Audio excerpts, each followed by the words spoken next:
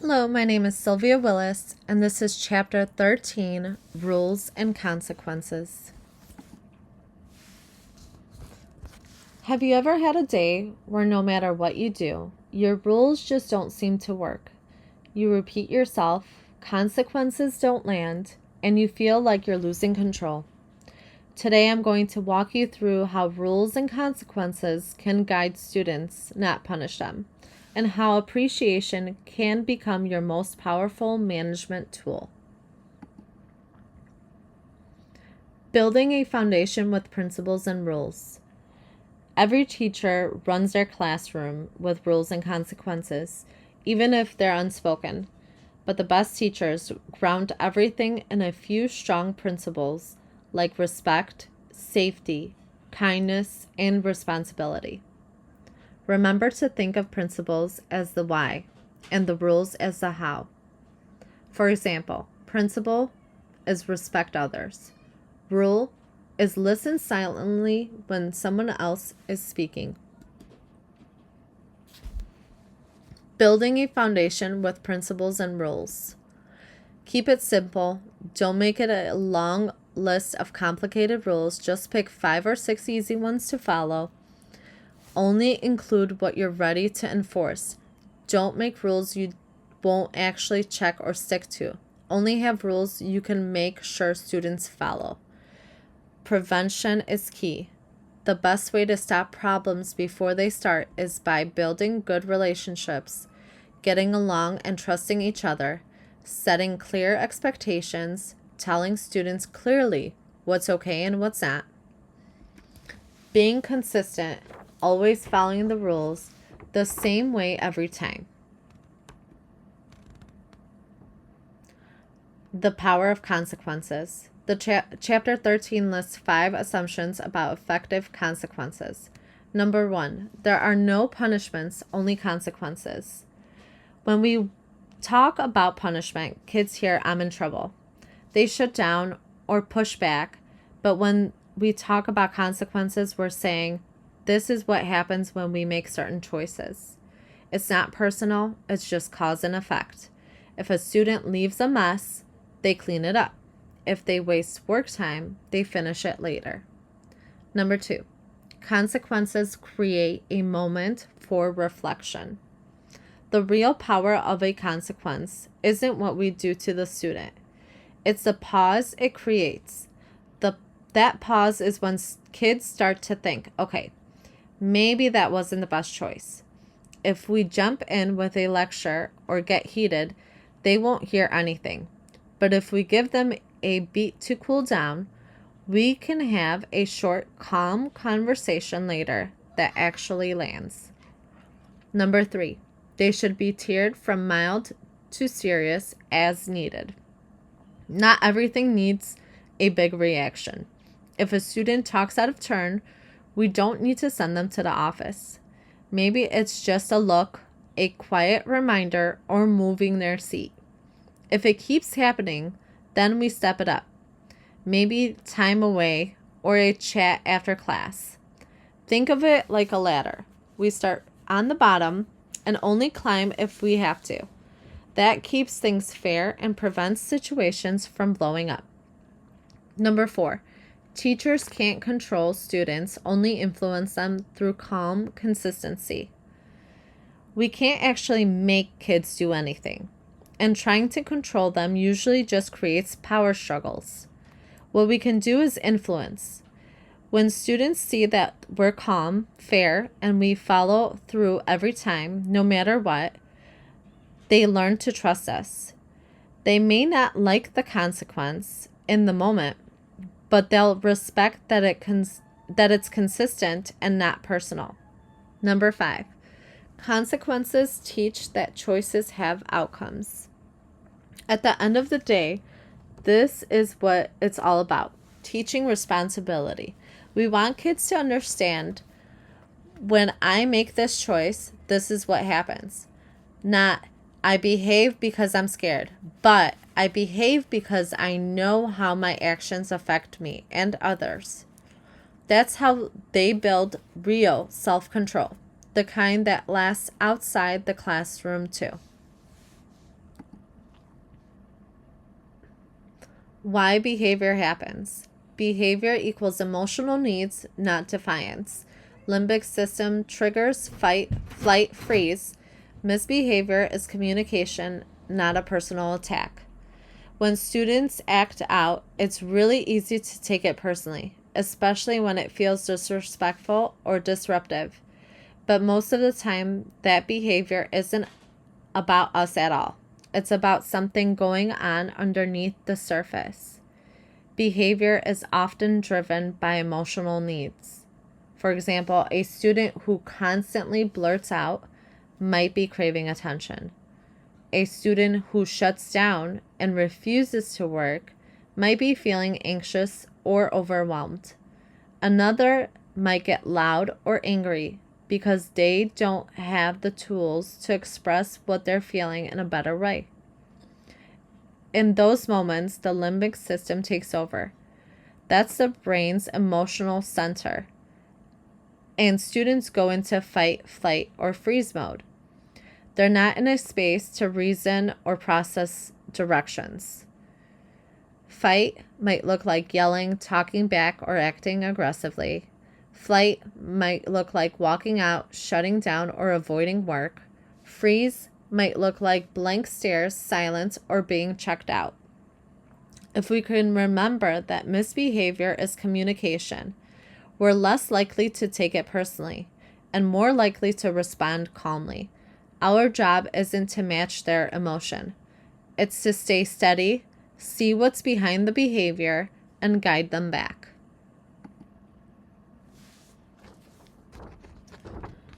Creating safety and calm. Avoid escalating conflict, assume the best in students, build emotional safety for lasting change. Staying calm is one of the best ways to keep a situation from blowing up. When we respond with a steady tone instead of matching students' emotion, we lower the heat in the room. Assuming the best helps us see the person behind the behavior, not just the behavior itself. That shift keeps our reactions fair and respectful. When students feel emotionally safe, they're less defensive and more open to change. And that's when real growth happens. Responding with dignity and respect. Save face. Avoid public confrontation. Use private conversations and calm tone. Give students space to calm down. Avoid public punishments and comparisons. Strategies that de-escalate and build trust. Number 1, strategies to help students save face. Let students have the last word. Walk away calmly and speak quietly and respectfully. Number 2, fairness does not equal treatment. Fairness equals accountability for individual choices. Teach consequences linked directly to behavior. Number 3, the power of calm authority. Yelling damages relationships and psychological safety. Calm consistency builds genuine authority. Frequent yelling signals a need for new strategies.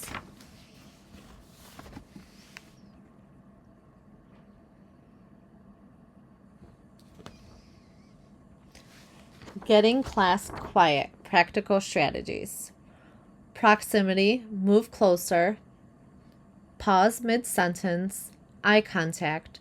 Gestures like raise hand, quiet coyote, whisper to de-escalate noise. We don't need to yell to get students quiet. In fact, yelling usually just adds to the noise. Subtle, respectful cues often work better and keep the tone of the room calm. And when the noise level is rising, lowering your voice to a whisper can actually draw students in. It signals, I'm not going to fight for volume. You'll have to lean to listen.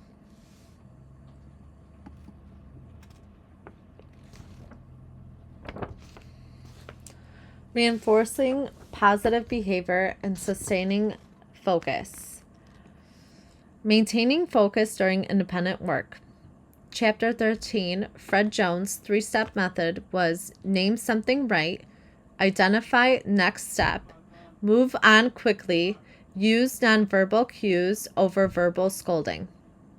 Positive reinforcement, catch students doing well, use unpredictable rewards, tickets, coupons, and raffles, encourage motivation authentically. Managing transitions and empowering students through choice. Managing end-of-class chaos. Don't let your frustration take over. It only makes things worse. If something goes wrong, deal with it next time when everyone's calm. Stick to your routine and keep your tone steady. Offering choices effectively. Only offer options you actually plan to follow through on. Don't make promises you can't keep. Students notice. When they feel their choices matter, they trust you more.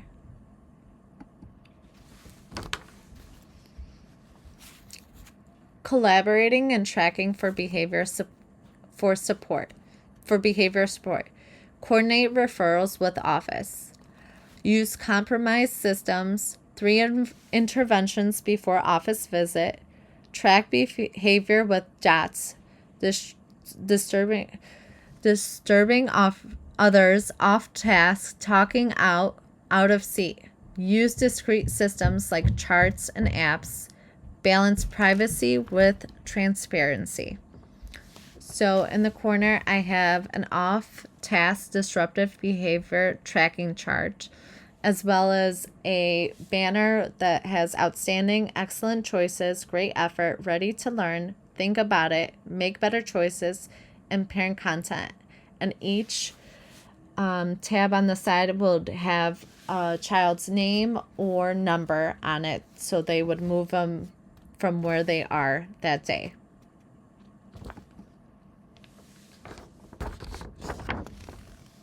From extrinsic to intrinsic motivation. Start with structure and rewards, end with reflection and ownership. When it comes to motivation, students don't start out intrinsically motivated, especially at the beginning of the year or in the classrooms where they really need structure. On the extrinsic side, we use things like tickets, points, or small privileges to give students a clear reason to engage. It's about setting expectations and giving immediate feedback. These tools help establish routines and let students see what positive behavior looks like. But our long-term goal is to move toward the intrinsic motivation, where students do the right thing because it feels good, because they're proud of their effort, or because they value being part of a respectful classroom. The key is pairing the two. We give rewards. We also add appreciation and reflection. For example, if I hand out a ticket, I might say, I really appreciate how focused you were on that task. Then I can ask, how did it feel to stay focused like that? That little reflection helps connect the external reward to an internal feeling. Over time, rewards should make sense, like earning free time for using time wisely, and we can use group incentives to build teamwork. I like to give a free sample of the reward first, so students see that they're working towards. Finally, if we need a mission training, just means removing a privilege.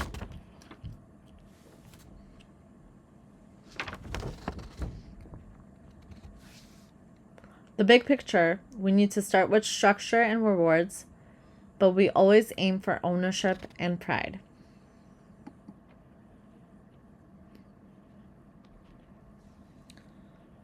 Appreciation, praise, and gifts. When it comes to recognition, how we acknowledge students matters just as much as what we say. praise equals generic, short-lived. Example would be, good job, class. Praise is easy and fast. Things like good job or well done. It feels nice in the moment, but doesn't always stick. It's generic, so students may not even know what they did well. Appreciation equals specific and it's meaningful. Example is, I appreciate how you worked quietly and respectfully today. Appreciation goes a little deeper. It's specific and personal. When I say I appreciate how focused you all were during your group work, students know exactly what behavior I'm recognizing. That kind of feedback builds real pride and encourages them to do it again. Rewards like tickets, points, or prizes are planned and tied to specific goals. They can be motivating, but if we rely on them too much, students start behaving for the reward, not because it's the right thing to do. Gifts, on the other hand, are spontaneous, like a note, a kind word, a sticker, or unexpected free time. They communicate, I noticed you, without a deal attached. That's powerful because it feels genuine, not earned through compliance. When we pair gifts and appreciation, we help build intrinsic motivation. Students start to feel good about the behavior itself, not just the external reward. That's what creates lasting change. Key takeaways. Rewards can get quick results, but appreciation builds trust and long-term motivation. Students remember how you made them feel, not just what you gave them.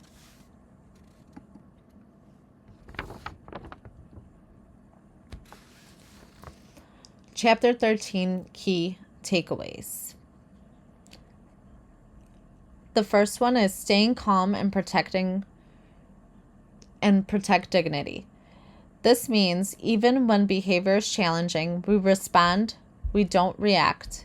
Students remember how we treat them when they mess up. When we stay composed, they learn they're still safe even in conflict. Number 2, focus on connection and privacy. This reminds us that corrections don't have to be public. A quiet word at the desk often does more than a public call out ever could. Students are more likely to hear us when they don't feel exposed or embarrassed. Number 3, replace yelling with empathy and consistency. This helps build trust. Kids don't need more noise. They need adults who hold firm boundaries without shaming them. Consistency shows them exactly what is expected.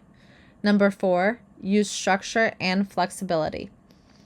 This is about balance. Routines give students a sense of safety and predictability, but flexibility allows us to respond to human moments. Not every situation fits in a rigid box. And number 5, shift from extrinsic rewards to intrinsic motivation. It's the long game. Stickers, points, and rewards can help, but the goal is for students to feel proud of themselves, not just work for a prize. When they value the behavior itself, kindness, respect, effort, that's the lasting change. Thank you.